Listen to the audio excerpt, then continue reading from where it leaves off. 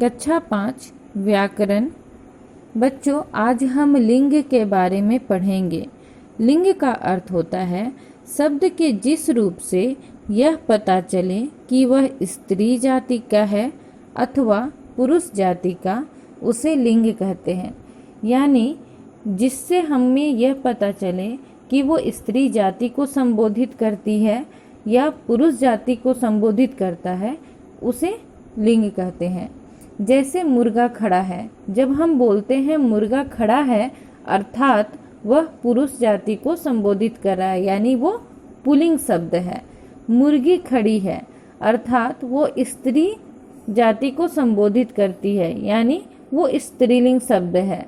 जैसे बालक खेलता है, जब हम बालक खेलता है बोलते हैं तब बालक क्या है, वो पुल्लिंग शब्द है और वो पुरुष जाति को संबोधित करता है। उसी तरह जब हम बोलते हैं बालिका खेलती है तो वह स्त्रीलिंग शब्द है और वह स्त्री जाति को संबोधित करती है। लिंग के भेद। बच्चों, लिंग के 2 भेद होते हैं, पहला पुल्लिंग और दूसरा स्त्रीलिंग। पुल्लिंग शब्द क्या है?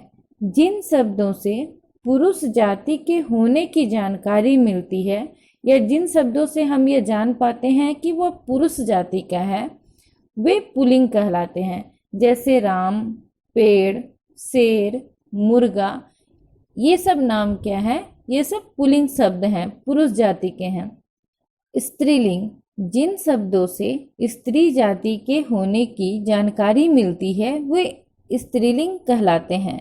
जैसे सीता, शेरनी, नाव आदि। कुछ अन्य शब्दों के पुल्लिंग अथवा स्त्रीलिंग रूप हम देखेंगे।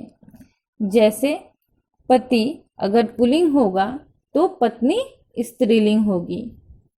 देव अगर पुल्लिंग शब्द है तो देवी स्त्रीलिंग शब्द है।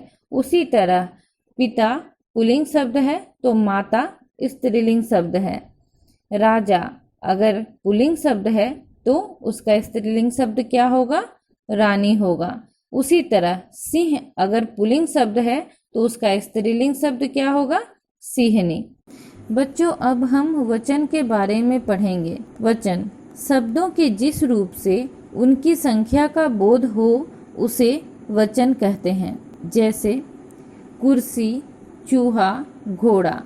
शब्दों से उनके एक होने का बोध हो रहा है।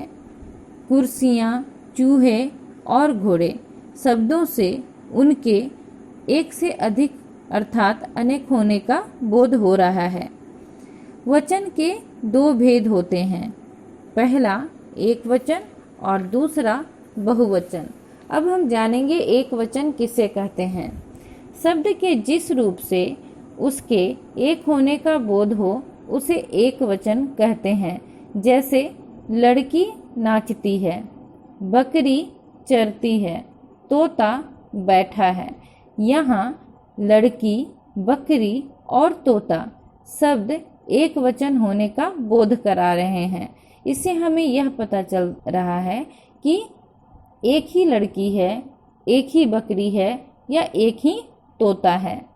बहुवचन शब्द के जिस रूप से उसके एक से अधिक होने का बोध हो उसे बहुवचन कहते हैं। जैसे लड़कियां नाचती हैं, लड़कियां नाचती हैं अर्थात ये 2 या 2 से अधिक लड़कियां भी हो सकती हैं। बकरियां चरती हैं यानी एक से अधिक बकरियां चर रही हैं, यानी अधिक संख्या में बकरियां चर रही हैं। तोते बैठे हैं अर्थात एक से अधिक तोते बैठे हैं। यहाँ लड़कियां, बकरियां और तोते शब्द अनेक अर्थात बहुवचन का बोध करा रहे हैं। बहुवचन बनाते समय संज्ञा में कभी कभी और क्रिया में सदैव बदलाव आता है। जैसे एक वचन में फूल खिला है, केला पका है, आदमी आता है। अब जब बहुवचन बनाएंगे तो फूल खिले हैं, केले पके हैं, आदमी आते हैं। बच्चों, यहाँ फूल और आदमी शब्द दोनों वचनों में समान हैं, केवल क्रियाएं बदल गई हैं। इसी प्रकार केला और केले शब्द दोनों वचनों में अलग अलग प्रयुक्त हुए हैं और क्रियाएं भी बदल गई हैं।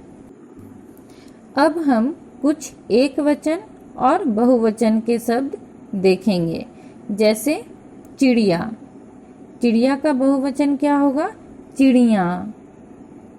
चूड़ी, चूड़ी का बहुवचन क्या होगा? चूड़ियाँ। घोड़ा, घोड़ा का बहुवचन घोड़े। कार, कार का बहुवचन कारें।